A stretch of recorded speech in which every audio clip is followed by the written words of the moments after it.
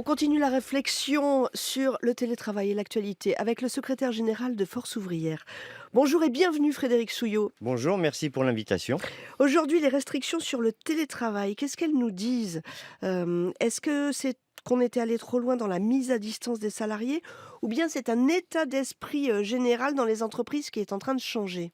Alors, il y a un état d'esprit général dans les directions de l'entreprise, notamment toutes celles qui ont des fonds hors France. Des fonds d'investissement ou les fonds d'entreprise? Oui, enfin des actionnaires qui Ok. viennent d'ailleurs, qui ne comprennent pas le télétravail comme ça, comment on paye quelqu'un à rester à la maison. Mais il n'empêche que le télétravail, c'est un fait acquis. Il y a un accord national interpro, ça a été repris dans les branches, c'est repris dans les entreprises. Je souhaite bon courage à tous ceux qui veulent revenir sur ces accords et à chaque fois, qu'il y ait une rediscussion, une renégociation, un bilan, une évaluation, c'est toujours ce que l'on dit. Mais si on dit bêtement, excusez-moi le terme, on arrête le télétravail, ben ça ne marchera pas. Un des premiers accords de télétravail signés en France, c'était 2004. Et Jean-Denis Combrexel m'a trimballé partout pour venir vendre Jean-Denis l'accord de Combrexel qui est télétravail que j'avais signé à l'époque, qui était le directeur général du travail. Frédéric Souillot dans le baromètre Opinion Nouée pour Challenge cette semaine, on voit que la confiance des patrons dans l'économie française s'effondre au plus bas depuis décembre 2024. Les intentions d'embauche nette, elles sont à zéro. Qu'est-ce qui vous remonte du terrain, vous, jusqu'au siège de Force ouvrière? Est-ce que vous êtes inquiet? On était déjà inquiet par rapport au nombre de plans sociaux qui avaient été annoncés. Parce que quand il y a l'annonce du plan social, bah, les licenciements n'arrivent pas tout de suite. Il y a les discussions, les négociations et tout cela. Ce qui nous remonte, c'est que plein d'entreprises arrêtent les investissements parce qu'ils n'arrivent pas à se projeter, parce que pour tout un tas de raisons qui parfois n'ont rien à voir avec le contexte actuel. Dans tous les cas, elles n'auraient pas décidé d'investir après-demain matin. Vous voulez dire, vous êtes en train de nous dire, c'est pas toujours l'instabilité politique? Là, on voit que on dit l'instabilité politique pèse sur l'économie française. Est-ce qu'elle pèse sur les salariés?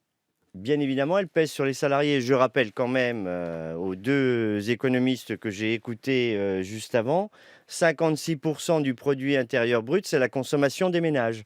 Donc quand les ménages sont inquiets et qu'ils n'arrivent pas à se projeter, ben, ils épargnent, ils ne consomment plus. Et donc ben, sur notre PIB, ben, ça a un effet.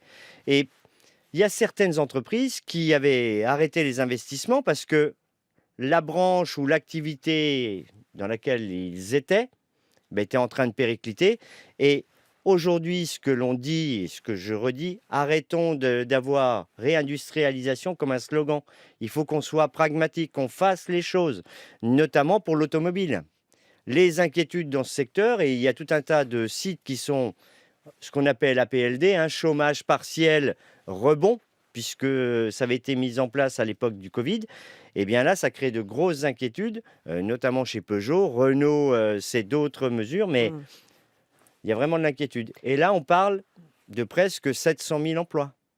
700 000 emplois en France. Oui, C'est-à-dire ça, c'est toute la filière automobile? c'est toute la filière Ouais. automobile. Et puis après, ben, vous avez les équipementiers et sous-traitants et co-traitants. Mmh. Et à chaque fois qu'on perd un emploi industriel, on perd 4 emplois induits. Les trois premiers directs, c'est commerce, service, sous-traitance, co-traitance. Et le quatrième, souvent, c'est un emploi de la fonction publique, parce que quand on a fermé sur un territoire une usine ou une industrie, ben, petit à petit, on y perd les impôts, Ouais. la poste, et puis la gendarmerie ferme.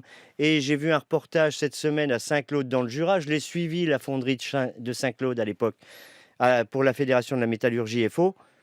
Eh bien, quand elle a fermé, on était sûr que l'hôpital, 3 ans ou 4 ans plus tard, fermerait sa maternité, ses urgences et tout cela. Et c'est ce qui est arrivé. Alors le budget à présent, pour le budget, ça va beaucoup se passer au parlement, à l'Assemblée nationale. Qu'est-ce qu'il en pense le secrétaire général de Force ouvrière? Parce que c'est nouveau comme méthode. Est-ce que c'est bien ou c'est mal? Ben, logiquement et normalement, c'est la Constitution. C'est toujours là que ça aurait dû se passer depuis des décennies. Mais il y avait cette histoire de 49.3 et qui est aussi constitutionnelle. Ben maintenant, oui, ça va se passer au Parlement. Mais j'espère qu'au Parlement, on va pouvoir écrire austérité à côté de ce budget. Parce qu'aujourd'hui, tout le monde nous fait un peu de minauderie en nous disant oui, mais oh, c'est un budget, il est raide. Il va falloir que tout le monde mette la main à la poche. Enfin, je m'aperçois que on demande au plus grand nombre, c'est-à-dire que la facture, on la présente aux travailleurs. La facture du quoi qu'il en coûte et tout ce qui en a suivi, bah, c'est aux travailleurs qu'on la présente. C'est un budget d'austérité. Alors, il y a quand même annoncé la suspension de la réforme des retraites. La CFDT, elle dit c'est une grande victoire. Chez Force ouvrière, on considère pas que là, on a fait tomber un totem? Alors, voir une partie de ceux qui l'ont porté et qui l'ont soutenu avaler leur chapeau, c'est plutôt sympa. Maintenant, pour le reste, tout ça, c'est suspendu à un fil, hein. Parce que suspension, ça ne veut pas dire abrogation. Et je suis content que dans la suspension, on ne suspende pas que l'âge de départ. L'âge de départ serait concerné un peu moins d'1 million de travailleurs nés entre 64 et 65, enfin 64 et 65. L'âge de départ et l'allongement de la durée de cotisation, bah là, ça va concerner 3,5 millions de travailleurs. Mais pourquoi vous dites que c'est un fil? Pourquoi est-ce que vous n'avez pas confiance? Bah, écoutez, j'ai vu le Parlement ces des 2 derniers jours, ce qui s'y est passé, censure, pas censure. Avant ça, l'instabilité. Le Parlement, en fait, la conséquence de cette réforme des retraites passée au forceps, au 49-3 par Élisabeth Borne, où elle échappe à la motion de censure à 9 voix près, un peu moins que Sébastien Lecornu. Eh bien, les résultats des élections, les citoyens n'en voulaient pas. À plus de 80% Mmh. des citoyens et 92% des travailleurs. On ne voulait pas de cette réforme des retraites. Eh bien, quand ils ont été dans l'urne, ils ont voté pour des partis qui avaient mis l'abrogation de la réforme des retraites dans leur programme. Alors cette abrogation, est-ce que je vais vous dire franchement, est-ce que vous êtes bien raisonnable? Là, on a l'agence S&P qui dégrade plutôt que prévu, c'est vraiment la gifle et S&P fait le lien avec, bah, vous suspendez la réforme des retraites, on voit vraiment pas comment vous, la France, vous allez arriver à redresser les finances publiques. Vous êtes en train de nous dire, Frédéric Souillot, que vous demandez encore l'abrogation qui coûte beaucoup plus cher qu'une suspension. Est-ce que c'est ça la lucidité à laquelle vous appelle, le ministre de l'économie ce matin?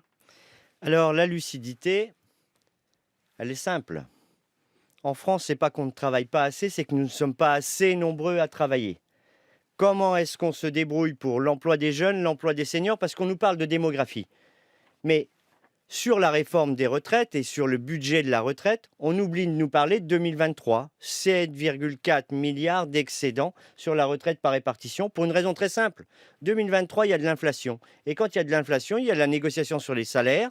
Donc on a négocié les salaires en février et en mars, et on a fait des clauses de revoyure, on n'avait pas entendu ce mot-là depuis 20 ans, en septembre et en octobre, et on a augmenté les salaires, et quand on augmente les salaires, on augmente les cotisations, proportionnellement, et les cotisations patronales. Eh bien, on a été excédentaire de 7,4 milliards. Si on est plus nombreux à travailler, notre taux d'emploi... Mais ça se décrète pas ça.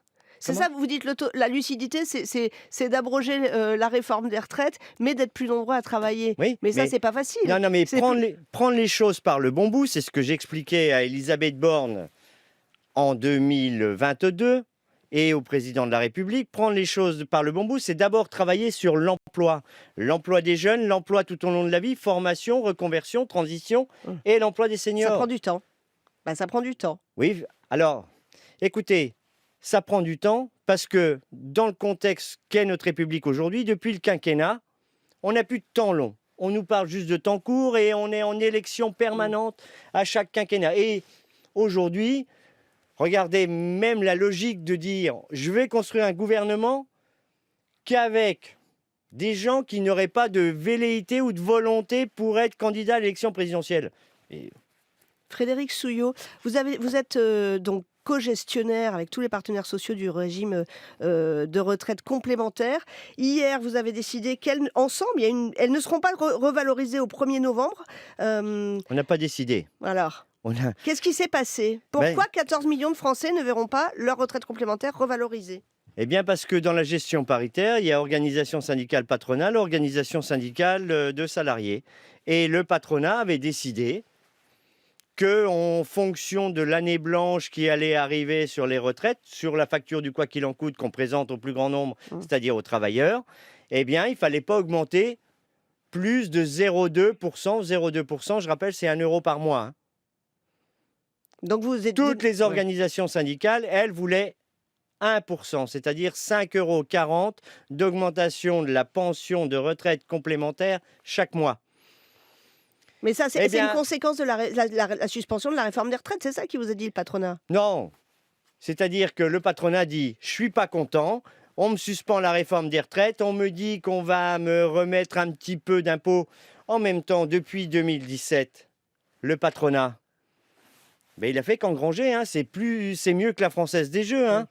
Les aides publiques versées aux entreprises sans aucune conditionnalité, je prends juste le rapport du Sénat, 211 milliards d'euros. Allègements généraux de cotisation, 89 milliards que Question l'État doit compenser. question Frédéric Souillot, si jamais, le gouvernement a dans l'idée de donner aux partenaires sociaux la gestion du régime général, ça vous intéresse? La res Bien évidemment, Ouais. avant 1996, les ordonnances de 1996, la sécurité sociale était gérée paritairement. Eh bien moi je dis oui, chiche, on y va. Et le Et patronat vous prendriez des décisions difficiles quand même, hein, pour, Mais résoudre le déficit? regardez, On est d'accord, c'est ce que vous faites de pour les la complémentaires? création de la sécurité sociale à maintenant, jusqu'en 1996, des décisions difficiles, on savait les prendre. C'est des décisions responsables. Mmh. Dès Et 1900, d'un mot, Frédéric Souillot, la conférence sociale à là, laquelle la conférence sociale, vous irez, à laquelle ben vous vous appelle savez, le gouvernement? tout ça, c'est suspendu au même fil que la suspension de la réforme des retraites. Tout ce qu'on nous a dit aujourd'hui, tout est suspendu. On dirait une toile d'araignée. J'espère que le fil de base tient bien. Frédéric Souillot, le secrétaire général de Force ouvrière, merci d'avoir Merci à accepté vous. notre invitation.